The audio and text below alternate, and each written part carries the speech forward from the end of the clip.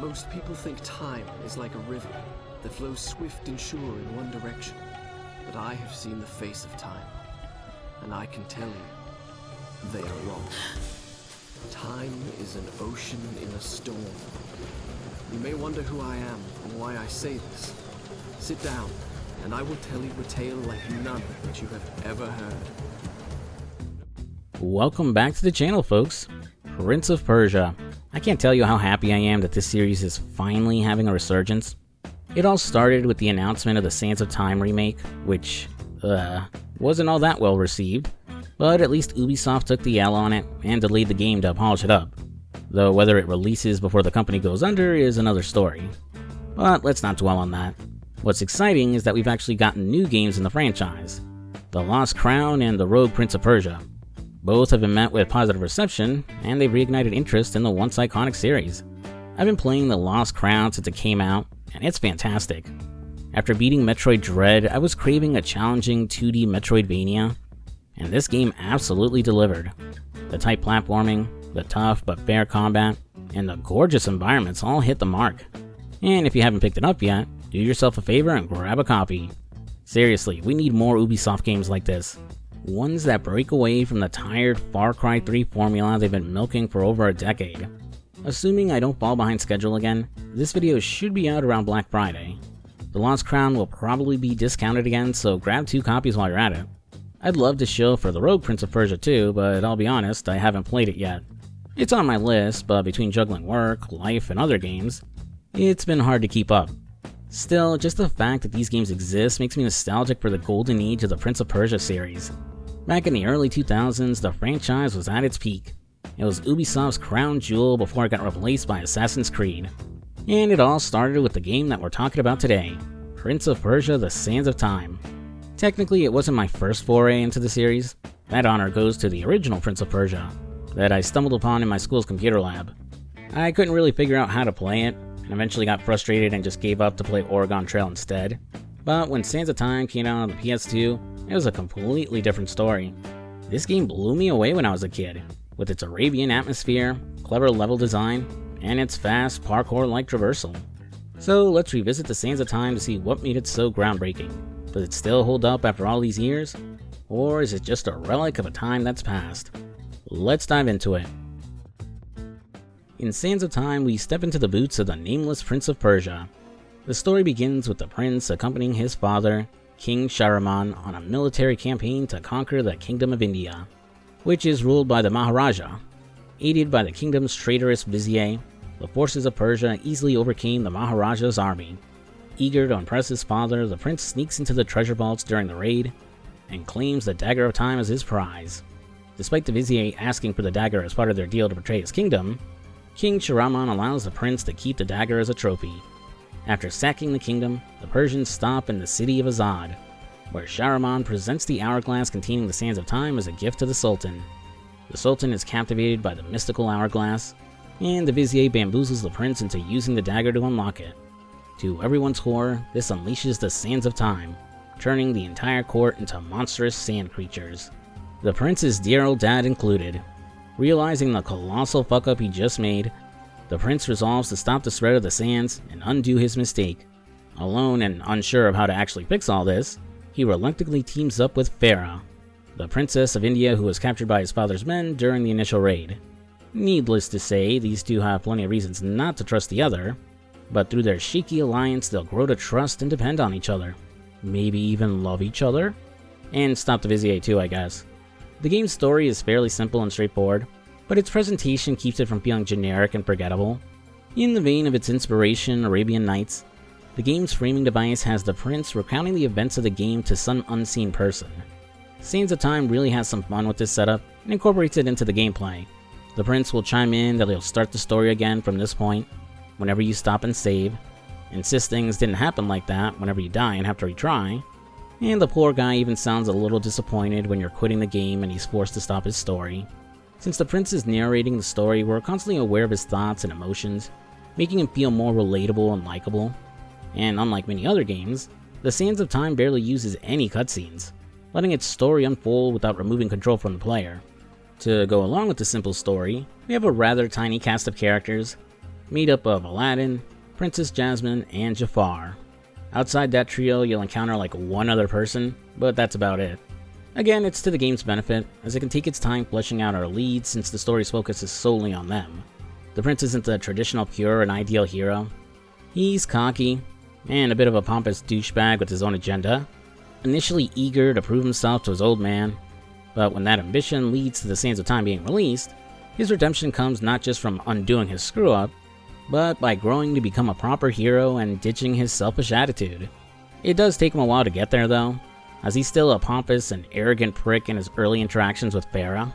The prince is convinced he can get this all sorted out on his own, and dismisses her attempts to help, partially because she's a woman, but also because he suspects Farah might have ulterior motives. He is responsible for destroying her kingdom after all, though he'll slowly warm up to her as she proves invaluable and progressing through the palace. And my boy starts to catch some feelings for her too. Farah, for her part, doesn't immediately trust the prince either, due to his obnoxious attitude, and because of how easily he was tricked into releasing the Sands of Time. She is salty about what happened to her kingdom, but she prioritizes returning the sand to the hourglass first. Fairly capable in her own right, Farah avoids being the usual damsel in distress. She's essential in helping the prince move around the palace, activate switches, and even helping out in combat. Though how effective she actually is from a gameplay standpoint leaves a lot to be desired, but I'll come back to that. As the prince grows and becomes a better person, she slowly warms up to him and begins to genuinely trust him too. And as for our main villain, the Vizier, there's not much to him really. He's an evil old man who wants to use the Sands of Time to become all-powerful. And that's it.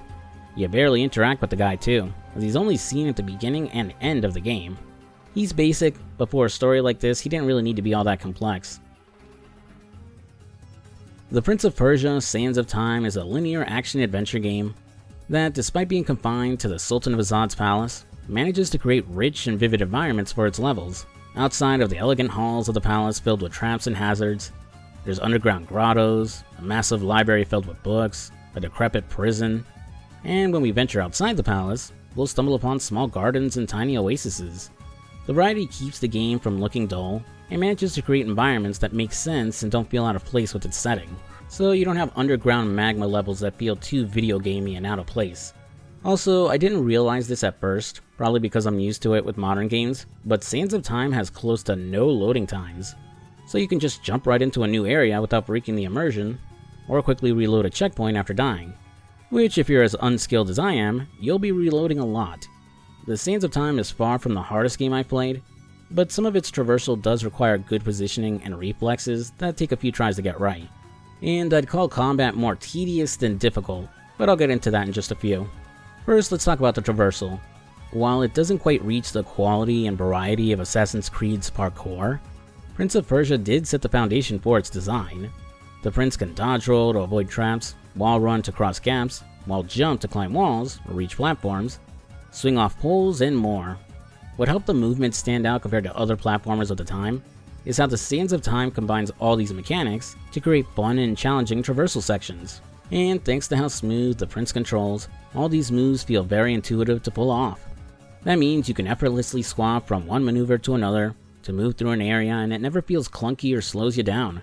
Once you've got the mechanics down and it all clicks, nothing's more satisfying than bouncing around an area, avoiding traps, and reaching your objective in one perfect run. The speedrunning scene for this game must be insane. That said, there is one thing that keeps the movement from being perfect, and it's the camera. Depending on where you are, a tiny hallway, a wide room, or an open area with a lot of verticality, the camera angles will be constantly shifting, along with the amount of control you're given over the camera. This isn't much of a problem in bigger areas, or when you're in combat, as you're given full control to rotate the camera to get your bearings, or figure out where to go. It's the smaller hallways and longer traversal sections where it can be disorienting, as the game will shift from one fixed camera angle to another. In these sections you can change the camera angle, and are encouraged to in some instances to see where to jump next, but it's when the perspective suddenly changes between jumps that can trip you up. That sudden shift can mess with your muscle memory, and you might end up moving in the opposite direction of what you intended. It doesn't happen often enough to ruin the complete experience, and you'll get used to it with time, but the game does lessen the impact if you end up biffing a jump, thanks to the powers of the Dagger of Time. Using the dagger, the prince can reverse time by 10 seconds, rewinding your actions, the movement of traps, enemy placement, and even health you might have lost. It avoids making the traversal too punishing, and kicking you all the way back to the checkpoint for failing. But it isn't a get out of jail free card either, as the rewind has a limited amount of charges, and can only be replenished by absorbing sand from enemies or sand clouds dotted around the game. So you have to avoid spamming it and use it when absolutely necessary. You'll want to get into the habit of not using the dagger as a crutch too, as you'll temporarily lose the dagger near the end of the game, and have to complete one long platforming section without it. Though thankfully it doesn't have to be one perfect run, and you get a few checkpoints to keep it from being tedious. Along with rewinding time, you can also slow it down. When activated, everything around you will move in slow motion, the prince included. Its use is a little more limited. It's mostly there to help you get past traps during time sections, where you need to reach a door before it closes. Overall, I like the movement and platforming of the Sands of Time. It was really innovative for its time, and set the foundation for other games with a heavy focus on traversal, like Assassin's Creed and Uncharted. And once I was locked in after learning the mechanics, it was so satisfying to get through an area in one seamless run without needing to rewind. And the movement mechanics are also used for solving the puzzles in the game. Puzzles aren't exactly inspired or in-depth, like needing to figure out a riddle to find an object or learning the correct order to press switches. They're mainly environmental and how you get the prince from point A to point B when you can't reach a ledge or cross a gap. Sometimes as simple as finding a switch to raise or turn platforms, or finding a box you can use to climb up to where you can start moving. This is where Farah plays the biggest part in helping the prince. Since she lacks his parkour skills, she can shimmy through tiny openings to reach levers and switches. Unfortunately, you don't have any measure of control over her, like Ellie from The Last of Us, or Atreus from God of War for example. So Farah just automatically goes where she's supposed to when you reach a new area. It's a bit disappointing, as giving her commands or switching between her and the prince could have helped with making more interesting and complex puzzles. Farah is a little more useful during combat, but not by much, which finally brings me to the game's combat system, that while I initially thought it was pretty fun, it ended up becoming this annoying slog halfway through the game. The prince has a lot of freedom of movement when in fights. He can dodge roll, backflip, block, and vault over enemies to avoid their attacks. Attacking is as basic as it gets, lacking light and heavy attacks or combo moves. Just slash at sand monsters with your sword until they go down, at which point you need to stab them with the dagger of time to absorb them into it, otherwise they'll hop back into the fight after a few seconds have passed. Still, in the first few hours of the game, it's serviceable thanks to the prince's acrobatics and how easily enemies can be defeated. You can use rewind to undo mistakes in fights and can freeze enemies with the dagger too, which lets you two-shot them and is great for crowd control. The problem is combat is just too simple, and never really changes, even when different enemy variants are thrown into the mix. Despite the difference in speed or how often they block, basic enemies like the regular sand soldiers or harem girls are easy to dispatch by vaulting over them to attack them from behind. The bigger challenge are the tougher blue soldier variants, and the fully armored ones, as they'll instantly counter any attempts to vault over them, and will block most of your attacks until they open themselves up when they attack.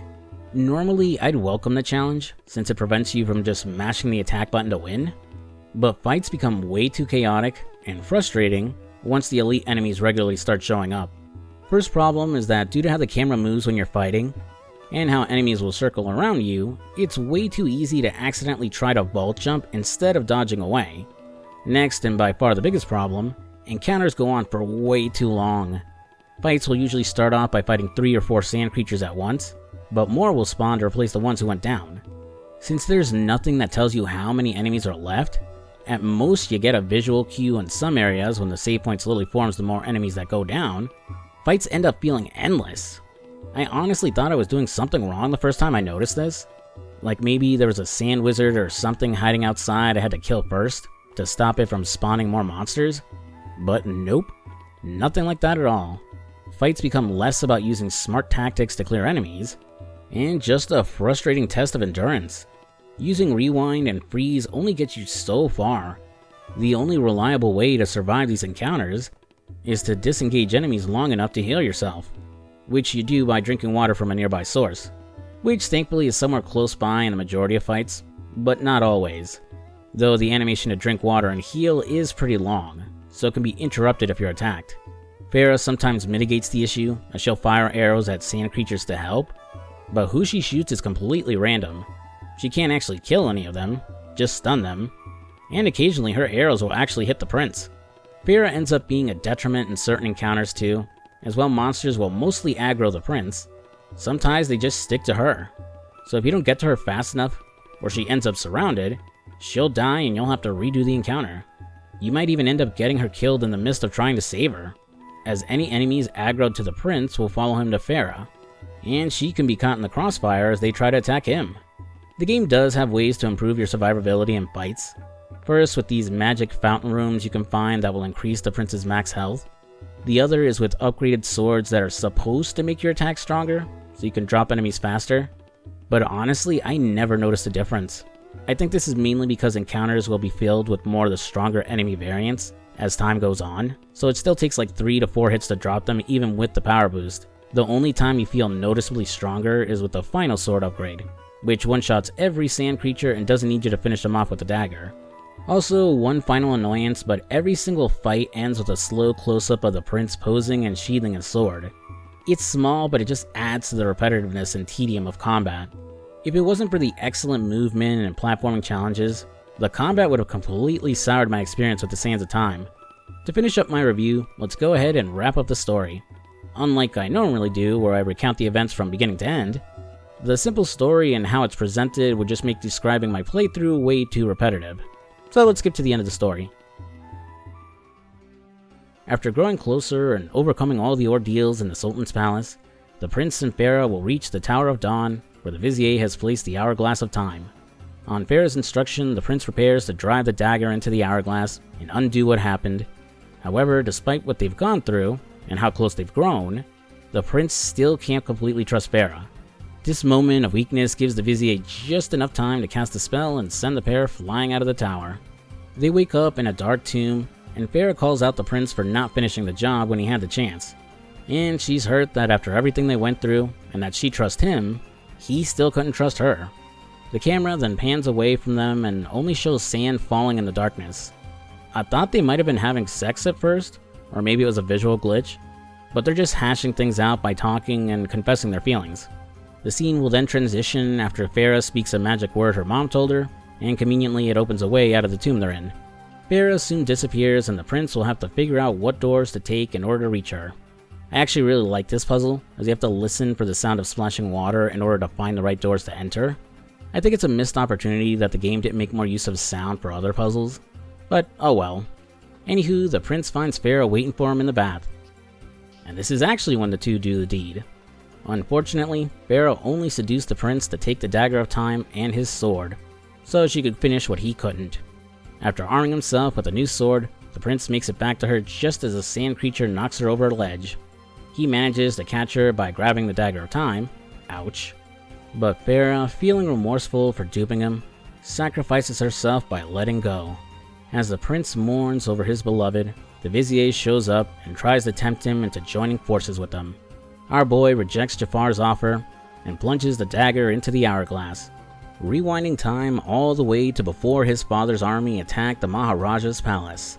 Sneaking inside, the prince makes contact with Farah and warns her about the incoming invasion and the Vizier's treachery. And bringing the story full circle, it's revealed that she was the person he was recounting the events of the game to, as he spends the entire night telling her his tale. Any doubt about the prince's story is absolved when the Vizier shows up to try and kill the both of them. After a stupidly easy final battle, Jafar is dead, and the events of the game are prevented from ever happening. Though Farah is still skeptical of the prince's story, so he leaves her with some final words before the game ends. Do you think me a child, that I would believe such nonsense? You're right. It was just a story.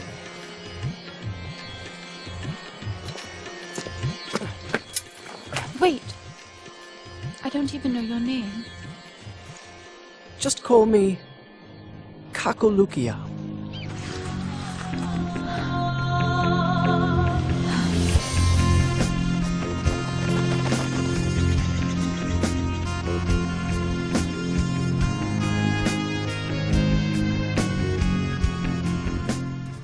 And that was The Prince of Persia: The Sands of Time. Man, it felt great to come back to this one. After falling off the Assassin's Creed series ages ago, it was nice to go back to the series that it was born from. Sands of Time's simple and linear story was a breath of fresh air in a world where the writing in big budget games has considerably fallen off, and that have worlds that feel bloated because they're too big and filled with boring side quests or mundane collectibles. Its combat hasn't aged all that well, but the platforming and environmental puzzles are the real stars of the show. It really set the standard for that era of action-adventure games that helped evolve the genre by improving the adventuring aspects of action-adventure games, as opposed to a heavy focus on combat. The follow-up Warrior Within ended up inverting that idea, and abandoned the more simple folk story for 2000's Edge, to questionable results. Younger me probably preferred the sequel, but I haven't played it in decades, so I couldn't tell you how I feel about it now, but maybe I'll take a look at it in the future. All I know is that if the Sands of Time remake ever does see the light of day, I hope it stays closer to the original in terms of tone and presentation. Keep what made it unique and avoid mucking up the story with unnecessary changes, and at the very least, cut down on the number of enemies and encounters. Also, maybe some more boss fights. But that's about it. And that's the video. Thanks for watching, folks. And special thanks to my channel members and patrons for supporting the channel, including Alfred Correa, Augie Doggy, Chicken D Samurai, Eric Lee, Miles Garrett, Skillfuse, SR Powa, and Reckless Nerd. Well, we're officially in the endgame, folks. Next video is going to be on Red Dead Redemption 2. I don't have an approximate length for it yet, but I can already tell it's going to be just as long, if not longer, than my GTA 5 video. Depending on how things play out the next few weeks, I might do one smaller video before or after Red Dead, but otherwise it's most likely going to be the last video of the year. Thanks for all your support, folks, and your patience as I worked on this the last few months. I'm hoping the payoff will be worth the wait. I'm not sure what my plans are for 2025, but I might discuss it in a community post or a small channel update video. So keep out an eye for that, and I welcome your suggestions for series to cover next year. Again, thanks for watching. If you enjoyed the video, be sure to give it a like and comment down below. Which Prince of Persia is your favorite? Do you prefer it or the Assassin's Creed series? Post your thoughts down below. And if you're new to the channel, I'd love your support if you subscribed. Or if you want to support a little more, you can sign up for a channel membership or for my Patreon. I know I've been a little sparse as of late for content for supporters, so I'm planning to revamp what I offer next year. At the very least, channel members and patrons will be getting an uncut version of the Red Dead Redemption 2 video, as there is a lot that just isn't going to fly with YouTube's bots. Check out whatever the recommended video at the end is here, or my playlist covering all my GTA retrospectives. I'm FuzzySlippers, and I'll see you later. Peace.